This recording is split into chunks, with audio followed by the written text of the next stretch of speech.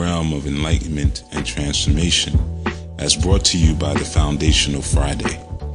Our core aim is to present and experience an opportunity for your soul to reascend to its place of origin while cultivating a healthier spiritual awareness and emotional maturity. The show serves as a free offering to the greater community and an addendum requirement for all our new spiritual training students. For all those listening, if you'd like to move closer to the calculations and fundamental understandings of the ANU order, be sure to pick up a book, Grasping the Root of Divine Power. If you desire a spiritual reading to help you map your current spiritual position in the face of your world and learn the greatest pathways for your fortune in this season, you can go to the SaduluHouse.com. That's SADULUHOUSE.com. You can also go to OrishaReligion.com to find out how you can become a student and member of the ANU Spiritual Order. That's ORISHARELIGION.com. Maudo, lago méje, Odundum Assoro, Balé, hey. Maudo, lago méje, Odundum Assoro, Balé, hey. Maudo, lago méje, Odundum Assoro, Balé, hey. Maudo, lago méje, Odundum Assoro, Balé, hey. Maudo, lago méje, Odundum Assoro, Balé, hey. Greetings all. Here we are again on another Foundational Friday experience, and I am your conductor on this journey through enlightenment and transformation. I am Yuya Assaan-ANU, Chief Jegna of the ANU Spiritual Order, head instructor of the Sadulu House Spiritual Center. On this segment, we will be dealing with an elemental aspect, and that elemental aspect that we'll be dealing with today is the element of wind, W-I-N-D. All right. It's very appropriate in this time and very close to me right now because recently I performed a couple of Oya consecrations for some people who were ready to receive, be, and go beyond the Orisha known as Oya. Okay, so that wind energy as well as the water energy, Oya being the patron archetype of the Niger River, but also being the head or premier consort of Shango. She is a wind energy, but as well as a water energy. This won't be a show about Oya. We actually did a show about Oya some time ago, which of course you can find in the archives if you just do a search. And I just wanted to give everyone a note.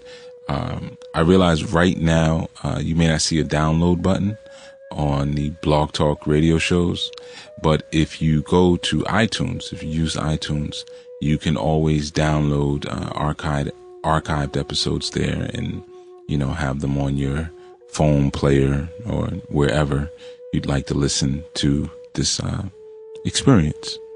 All right. I'm just going to give you a little news broadcast coming from the ANU Nation. Some things that we have going on. We have not released a newsletter this month, but it actually will still be released. Normally release it on the 1st, but this one will be released in the middle of the month. But aside from that, I just want to give everyone a heads up. If you're not a current follower of this show, make sure that you click the follow button through Blog Talk Radio so that you can be informed of episodes when they come. Typically, I'm here every Friday at 6:30, and but we're expanding starting next month. All right. So as of September 1st, which is a Sunday, September 1st, we will be implementing a new show, a new segment with one of my students, and it will involve interviews, perspectives, discourse, and answers to your questions, comments, and concerns as they relate to indigenous spirituality, as well as what we call Pan-Africanism and collective and communitarian thought. All right. So there are more details to follow, but make sure, again, you hit the follow button. So that way, for these new shows that are coming, and there'll be several on the way, you'll be informed and you'll be ready for them. All right. So in any event, we're moving forward. This is a good time. And I also wanted to let the people know who have been reaching out for readings and scheduling readings. It's very important that when you schedule your reading, please make sure you read that actual page for readings and some of the things that it shares with you as far as how to be prepared for your reading and how to actually schedule. Some folks have been scheduling readings with me minutes before they actually want the reading, and that's extremely difficult for me to accommodate. So if you want a reading at 8:30 and you schedule at 8:15, it will be very hard to accommodate that. I have a very busy schedule with readings, working with people, and many other things that I do. So I'm not really on call as it pertains to spiritual consultations. But if you utilize the calendar scheduling, it helps me out immensely. I go by that calendar. And one of the things that is advised is to schedule your reading 3 to 5 days in advance, if possible. If you can do that. Not always necessary. Sometimes I can get you in on the same day, or I can get you in that next day. But if you can schedule at least 3 to 5 days in advance, you will help me out tremendously, and you will get the reading that you need, and you'll have time to prepare yourself, which is important. I understand sometimes there are emergency situations, and in those events, write that in the notes section, and we will try to accommodate you. But for the smoothest experience, try to schedule them at least 3 to 5 days in advance. Also, I'm going to give you guys a heads up. You'll see again in the newsletter mention of this. I will now be offering subscription readings, subscription consultations for people who need that level of service, where monthly we can tap in together. You will have a scheduled time, scheduled date that is all yours. And every month you can get a reading if you're going through something or you're trying to make some things happen in your life and you want to do consistent check-ins. We can do that. And of course, the price for those will be reduced from the regular reading rate if you do the subscription. And there's a couple of reasons I'm doing that. One, because there's some people, as I tell everyone, and I'll say it on the air, I don't advise constant readings. I give you enough information and enough work to do that you pretty much are kept busy for the next 6 months to a year. But some people's situation is different, and I understand that. I work with people who are in politics, for instance, and if there's a campaign going on, they need to check in with me. Pretty much we check in probably every 7 to 10 days or more, because things move very quickly in a campaign situation.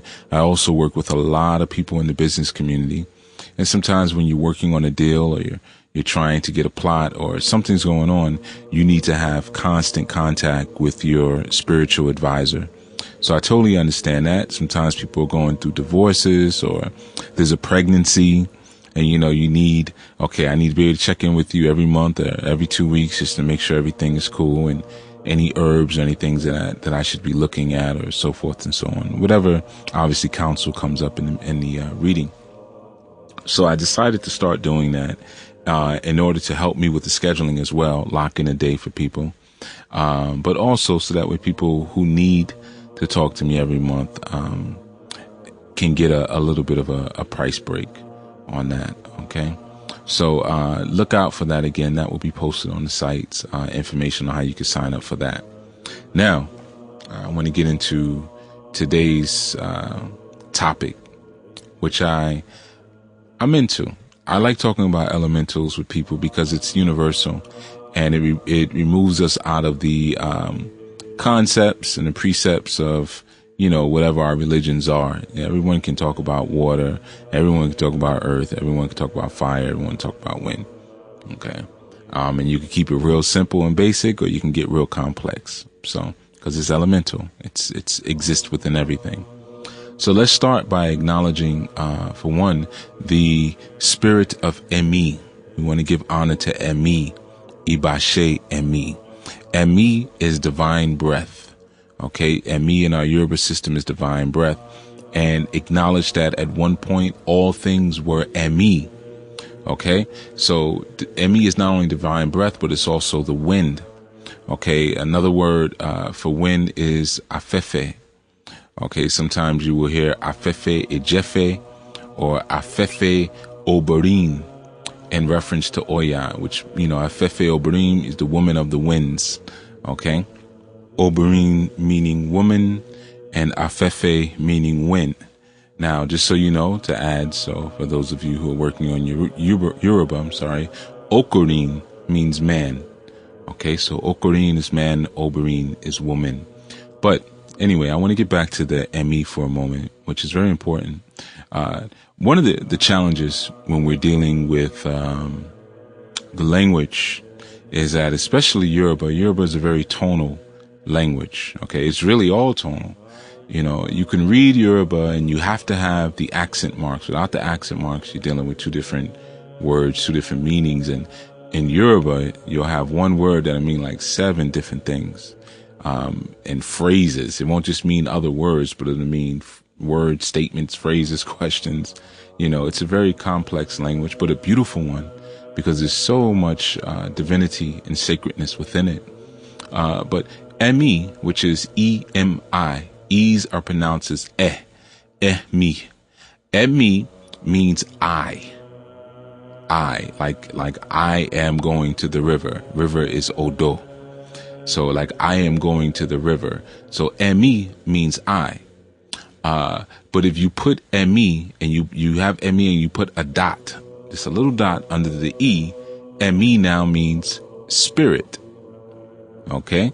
So, and we also know that Emi is divine breath. All right. So now what's interesting here, and we're speaking strictly about, wind. We're still on wind, right?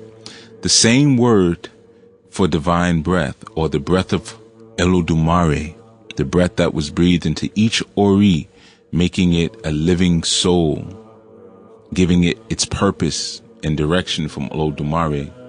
That same wind, or that same word, actually means I. Right? So I as the person, I as the individual, right? And if you understand the concept of Ori, you understand that it is not only your individual guardian spirit, but it is your individual portion of Olodumare. Just like in the Bible, when God breathed the breath of life into man, making man a living soul, he individualized himself inside of this carcass that we know as a body, okay, or the Ara. So, very interesting about wind. When we're looking upon our Ori Opon, right, we know in the north we have wind, the south we have earth, the west we have water, the east we have fire. And if you don't know, well, now you know. But it is in my book, Grasping the Root of Divine Power. So for those of you who have the book, just, you can look at that page and kind of review. It's the section Casting Surfaces. Okay, if you're looking for it. But in any event, so we have Emi, this divine breath, this wind. And wind is very interesting because wind signifies the higher aspects. It's in the north of the Oriopon.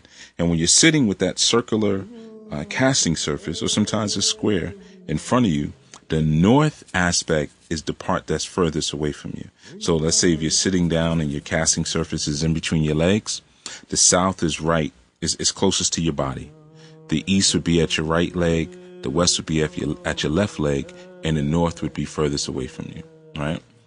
And it's acknowledged within the Yoruba system and within many other spiritual systems that the earth is where things come to decay, right? The earth is where things come to decay. So we know that aspect or that energy of earth represents decay and fermentation. And as I've said many times, corruption. But it's the transformation that corrupts us, okay? That's why the channel Enlightenment and Transformation, get it? So now we have that earth energy. The earth energy is the corruptive energy that transforms you, that ferments you, that makes you something else. Whereas that's in the south, ruled by the sacred Odu Idi Meji. Okay? That's Yemoja's Odu as well as Ogun's. Then we have in the north, we have air, right? And air represents intelligence, but more importantly, our spirituality and the gifts that we get from Orun or from heaven or from our ancestral realm or the spirit realm. Okay, that is the north, ruled over by the Orisha Shango. Okay, Shango lies in the north on the Oriopon. That region is ruled by the sacred Odu Iwori Meji. Iwori Meji. Okay, and Iwori, because we're dealing with the air, it means it sees, we see. Okay, Iwori deals with the idea and the aspects of introspection. Okay, and going in within to think, turning things into thought.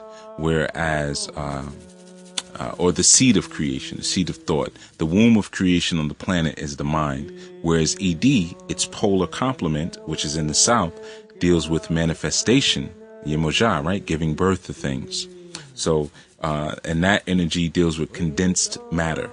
Okay, the condensing of matter. For those of you who practice I King, Ed Meji would be kin or gin, which is signified by the mountain. Okay, that represents condensed matter, like your body. Your body is condensed matter. So in the north, where wind is, wind falls, or spirit falls, or divine breath falls to the dust. And then it is captured and encapsulated by the dust. It becomes a living being, right, with the soul. It corrupts from the day it comes through. And remember, for anything to rise to a greater state of evolution and glory, it must first decay and corrupt first. Okay, so on the earth, or that section of the Opon, which is known as Eshe. Eshe is where we corrupt. It also means foot, all right, because your feet trod along the earth, and that's, you have to touch the earth, and you're transformed by that touching of earth, or more importantly, touching of humanity. But let's go back up to the north. I'm going to stay on wind. And don't worry, we're going to get to the other elements, not in this particular segment, but I am going to touch on them. All right. So we're going back to Iwori Meji in the north, Shango. That area of the Ori Opon is named Ori. Now you all know what Ori is, right? Ori is your personal guardian. Ori is your aura. Ori is your intuition, your consciousness, you as a higher being, your doppelganger. Okay. And understand that when we're dealing with the energy of wind in many different forms of mythology, many different forms of text, it is always noted that the wind also represents the aura. The wind represents the aura. Almost sounds like Oya, right? Aura, Oya. Very interesting. But in any event, let's just think for a moment, about what wind is. The properties of wind. Well, wind is unpredictable. Wind is completely unreliable. Wind is uncontrollable. Wind is neither created nor is it destroyed. It only moves around. And the real interesting aspect of wind is that nobody really knows what lies within it. What is inside of the wind? What is contained within wind? And we, of course, don't see wind, but we see its effects. Okay, whether it's angry or whether it's gentle, we see the effects of wind. Okay, now wind in many senses also represents nobility. So it would be interesting that Shango would be there. That's why you always see like nobility with fans or different things around them that swirl the wind around them. And think about that also, that wind often moves within a swirl. Now, when we're thinking about the actual spiritual nature of wind, or the spiritual characteristic of wind, it's identified as a state of being. Okay? And this aspect of just being, of going wherever without really cause, rhyme, or reason, is the true nature of your God self. It's the true nature of your God self. There's no desire when you are representing or being your higher self or in the soul realm. There's no desire. Desire brings suffering, which brings pain. Okay? But it's the causeless cause, very similar to Ain, as I've spoken about in our Kabbalah segment. Ain, A-I-N. Okay? And that was when we were dealing with Kabbalah. So you could search that if you didn't check out that particular segment. But anyway, we're getting back to wind. So when we're dealing with wind, interesting enough, we're also dealing with the elements and the aspects of trickery and illusion. Well, why is that? Right? Because, I just referenced it to the soul and in the beginnings. Now we're talking about trickery. Well, because wind has an effect on things, but we never actually see wind itself. Okay. Wind itself is lucid. Wind is clear. And these are all the things that are aspects of our soul energy. But more important, wind is always here. Okay. And the trickery aspect of it, or the illusion aspect, just deals with it being an unseen force. It's the unseen reality behind many other realities that we actually can see. Isn't this like the spirit? Okay. So ultimately, I want you to understand that the wind represents your spirit. The wind is spirit. Okay. And that's just in a very simple form. We can go even deeper and say that the wind is even a deeper aspect of your soul. Now, we know that just by the word Emi, and the stories of how, reading the patakis of how Emi is offered and given. But when you're dealing with this energy of wind, even in a magical sense, wind is said to bring philosophical insight as well as intelligence. So wind views, even though they're philosophical, they're not romantic or Afromantic. Okay, they're calculated philosophy. Okay, because we are still dealing with logic and intellect when we're dealing with wind. Now, what I want you all to do as a side, very important, students and non-students, I want you to make a list of all of the wind archetypes that you know of, every last one, in even the ones that exist within the zodiac, Kemetic and tropical. Okay, I want you to take those and write those down. And when you do libations, or especially when you burn incense, offer that incense to those wind energies. Okay, so just the same way how we offer water to the earth, or sometimes we offer fire to earth or fire to water. What I want you all to do is I want you to offer incense to wind. Okay, that is a ritual for you. But you first get the name of all those wind energies, and I want you to think about the properties of wind. Think about the fact that though wind is somewhat transformed by its terrain, if there's a mountain there, if there's a river there, it will change the movement of the wind, but it never dissipates it. No matter where you go, there is wind. Inside of your body, outside of your body, no matter the condition, no matter the container, no matter the terrain, there is always and will always be wind, but it may change based on what's around. Okay, so I want to get into some of the symbols of wind. Keep in mind that anything that has an aromatic smell is a symbol of wind, of wind, or like I said, even your incense is a symbol of wind. Your aura, okay, deals with wind. Okay, and your aura, you should know that's the energy field that's around your body.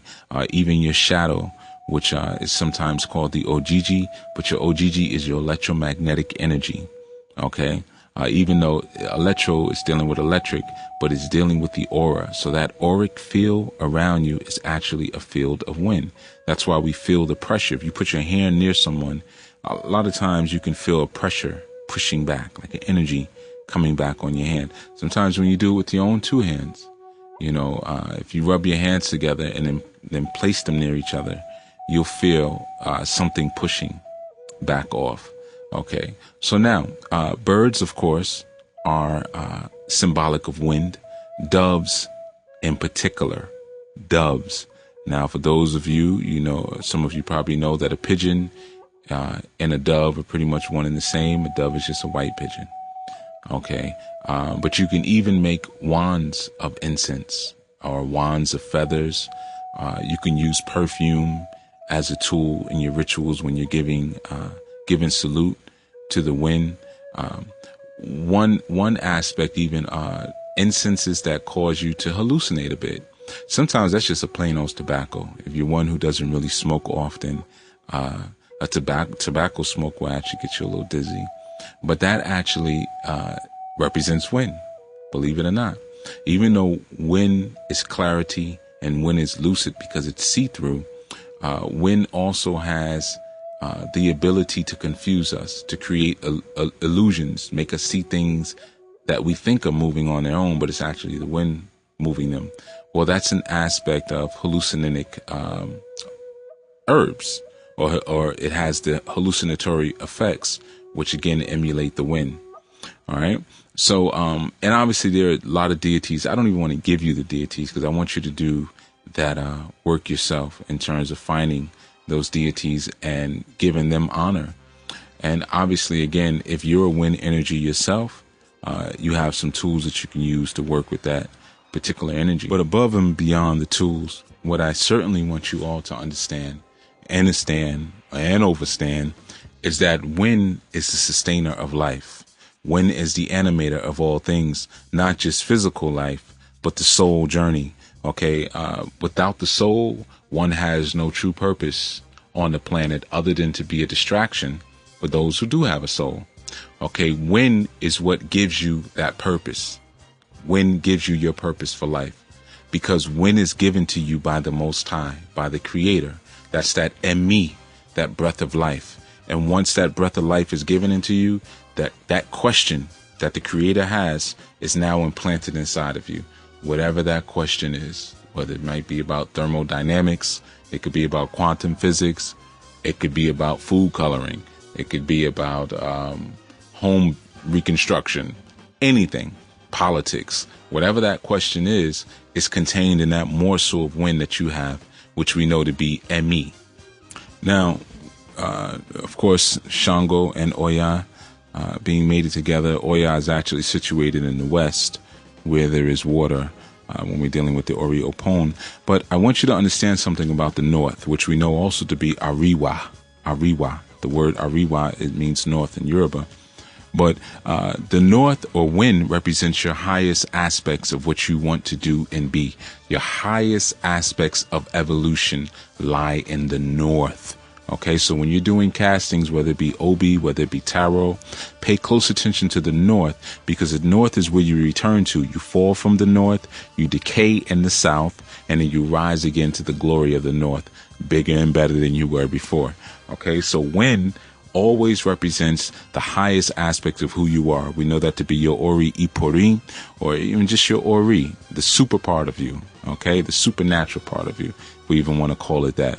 But that is signified and denoted by the element known as wind, whether it be still, whether it be hot, whether it be calm, whether it be stifling, whether it be cool. These are energies that wind can express, and they all represent our soul or our spirit, as told to us by the word Emi.